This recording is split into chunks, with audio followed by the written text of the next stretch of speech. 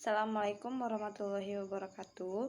Perkenalkan, nama saya Selvira Jamayora, NPM 19160095 dari Prodi PGSD 4C. Baik, di sini saya akan membacakan materi tentang media pembelajaran dari bab 1 sampai bab 3. Media pembelajaran 1. Pengertian. Pada hakikatnya, pembelajaran adalah suatu proses komunikasi, yakni proses menyampaikan pesan dari sumber pesan melalui saluran atau media tertentu. Penerimaan pesan. Pesan, sumber pesan, saluran atau media, dan penerimaan pesan adalah komponen-komponen proses komunikasi. Pesan yang akan dikomunikasikan adalah isi ajaran ataupun didikan yang terdapat dalam kurikulum. Sumber pesannya adalah guru, siswa, orang lain. Penulis buku. Salurannya adalah media pembelajaran, dan penerima pesan adalah pembelajar. Kata media berasal dari bahasa Latin atau medium, yang berarti perantara atau pengantar.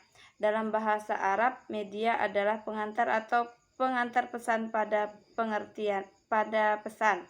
Pada pengertian lain, media adalah segala sesuatu yang dapat digunakan untuk menyampaikan pesan dari segala sesuatu yang dapat digunakan untuk menyampaikan media pesan dari pengirim ke penerima pesan.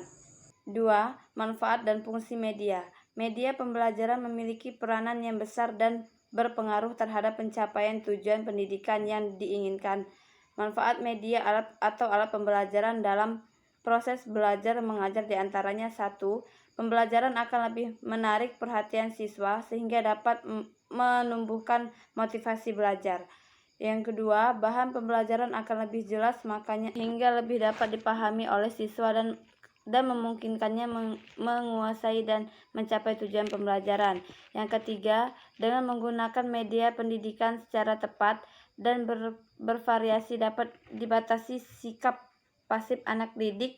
Dalam hal ini, media pembelajaran berguna untuk menimbulkan motivasi belajar, memungkinkan interaksi langsung antara anak didik dengan lingkungan secara seperti senyatanya, memungkinkan peserta didik belajar mandiri sesuai dengan kemampuannya dan minatnya. Yang keempat, dengan latar belakang dan pengalaman yang berbeda di antara peserta didik, sementara kurikulum dan materi pelajaran ditentukan sama untuk semua peserta didik, dapat diatasi dengan media pendidikan, yaitu memberikan perangsang yang sama, mempersamakan pengalaman, menimbulkan persepsi yang sama. Yang kelima, memperjelas penyajian pesan supaya tidak terlalu verbalitas dalam bentuk kata-kata tertulis atau hanya kata lisan. Yang keenam, mengatasi keterbatasan ruang, waktu, dan daya indera. Misalnya, objek yang terlalu besar bisa digantikan dengan realita, gambar, film bingkai, film atau model. Objek yang kecil dibantu dengan proyektor mikro, film bingkai, film atau gambar. 4. Peranan media pembelajaran. Dalam pendidikan, media difungsikan sebagai sarana untuk mencapai tujuan pembelajaran. Karenanya, informasi yang terdapat dalam media harus dapat melibatkan siswa, baik dalam benak maupun mental dalam bentuk aktivitas yang nyata, sehingga pembelajaran dapat terjadi. Materi harus dirancang secara lebih sistematis dan psikologis, serta ditinjau dari segi prinsip-prinsip belajar agar dapat menyiapkan instruksi belajar yang efektif. Di samping menyenangkan dan memenuhi kebutuhan individu siswa, karena setiap siswa memiliki kemampuan yang berbeda, proses pembelajaran pada hakikatnya adalah komunikasi, yaitu proses penyampaian pesan dari sumber-sumber. Konsep dasar multimedia pembelajaran. A. Pengertian multimedia. Multimedia telah tumbuh dan berkembang dengan sangat pesat seiring dengan kemajuan teknologi komunikasi dan informasi yang berbasis pada komputer. Pergeseran paradigma pendidikan karena masuknya pandangan konstruktivisme telah mengubah era mengajar menjadi era belajar. Pada era belajar, peenakan pembelajaran adalah bagaimana belajar bisa belajar dengan optimal sesuai dengan cara sendiri, sehingga penciptaan lingkungan belajar yang adaptif dan self-regulatif menjadi wacana pembelajaran sekarang ini. Multimedia dan menjadi wacana pembelajaran sekarang ini Multimedia dan multimedia interaktif atau hypermedia telah banyak dikembangkan untuk self-regulative learning ataupun untuk media dalam pembelajaran face-to-face.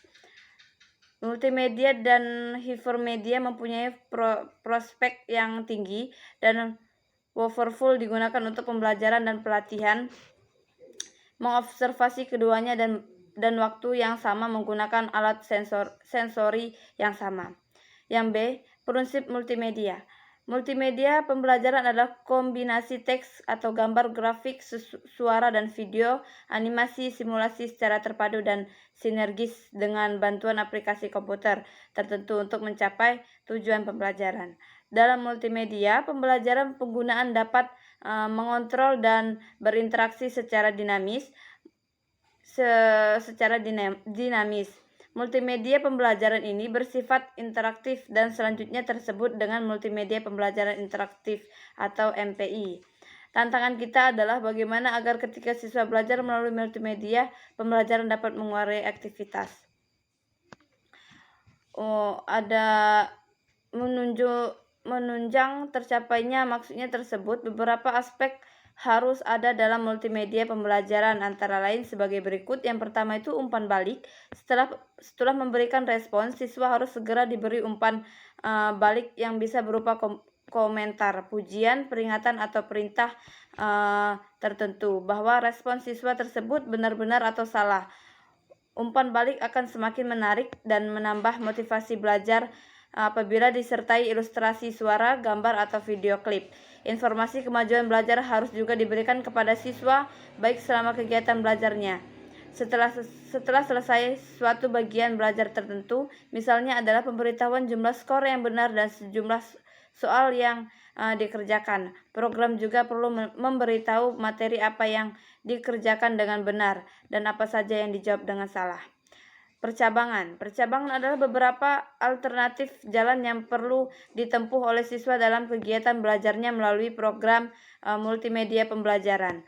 Program memberikan percabangan berdasarkan respons siswa. Misalnya siswa yang selalu salah dalam menjawab pertanyaan-pertanyaan tentang materi tertentu, maka program harus merekomendasikan untuk mempelajari lagi bagian tersebut. Atau apabila siswa mencapai skor tertentu, siswa bisa langsung menuju ke tingkat atas, dan bila kurang perlu mengulangi bagian sebelumnya atau diberi tambahan latihan-latihan.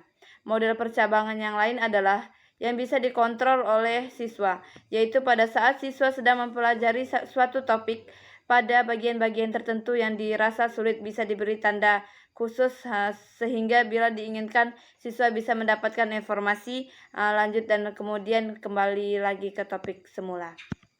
Adapun penilaian, untuk mengetahui seberapa jauh siswa memahami materi yang dipelajari pada setiap subtopik, siswa perlu diberikan atau soal latihan. Hasil penilaian sebaiknya bisa didokumentasi secara otomatis sehingga guru bisa memonitor di waktu yang lain, atau bahkan bisa diakses setiap saat siswa belajar sehingga bisa dibuat grafik kemajuan belajarnya.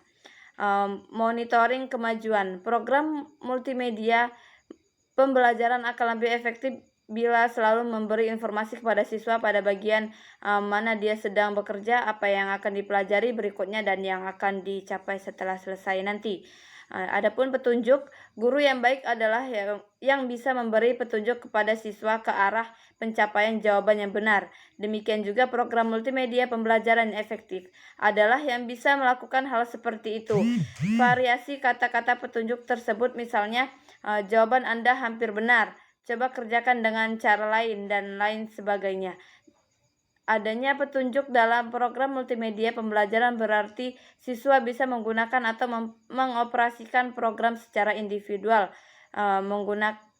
dengan mudah tanpa bantuan orang lain. Apabila mendapat kesulitan, siswa bisa memanggil help menu dari program tersebut.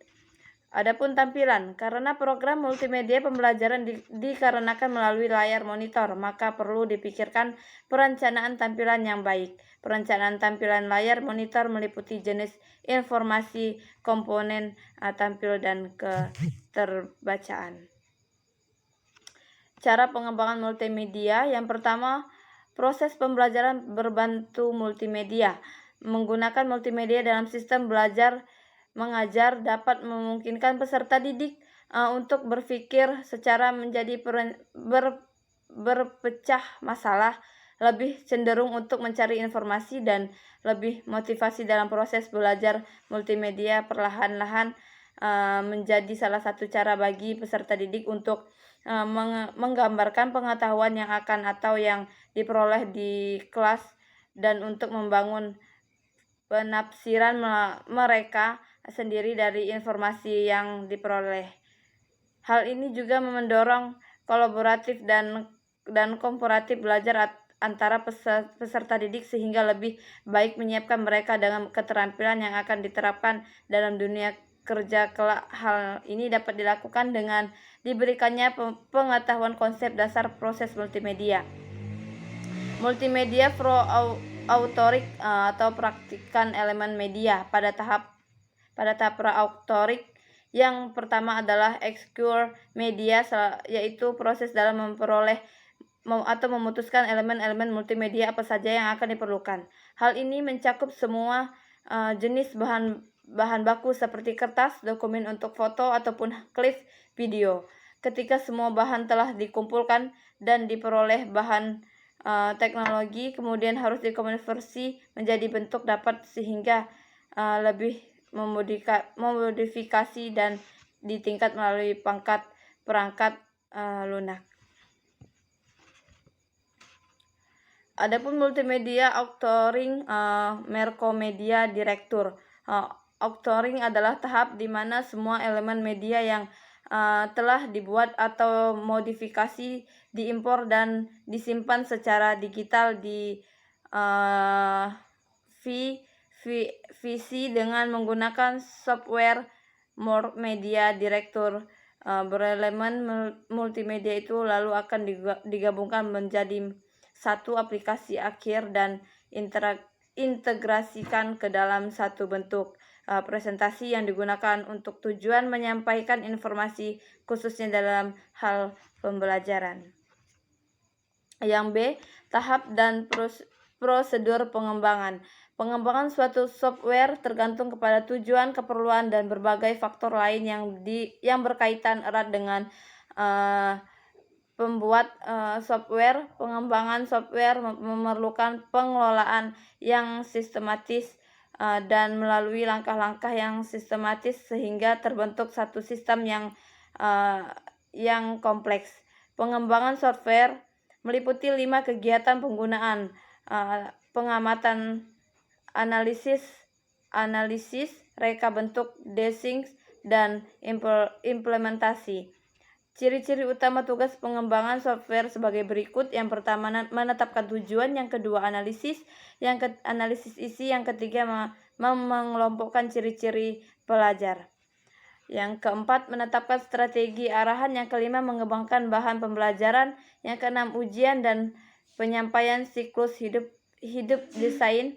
Software pula meliputi analisis syarat dan penetapan sistem yang akan dikembangkan, desain sistem, penerapan dan ujian untuk software, ujian sistem dan operasi dan penyelenggaraan umumnya meliputi analisis desain pendidikan, desain software, desain bahan pembelajaran, pengembangan penilaian produk, implementasi, dan pemeliharaan penggunaan. Yang C, model pengembangan multimedia pembelajaran interaktif. Model pengembangan adalah langkah sistematis dalam pembuatan program multimedia pembelajaran interaktif atau MPI. Ada banyak model yang sering dipakai oleh para pengembangan MPI. Dalam bab ini akan disajikan beberapa model yang sudah dikenal, dan kemudian akan disajikan model pengembangan yang dipakai dalam buku ini. Beberapa model tersebut disajikan sebagai berikut: model adalah model pengembangan multimedia pembelajaran interaktif yang inspirasi akan kebutuhan penelitian jenis R dan D. Baik, itulah yang dapat saya sampaikan. Saya akhiri. Wassalamualaikum warahmatullahi wabarakatuh.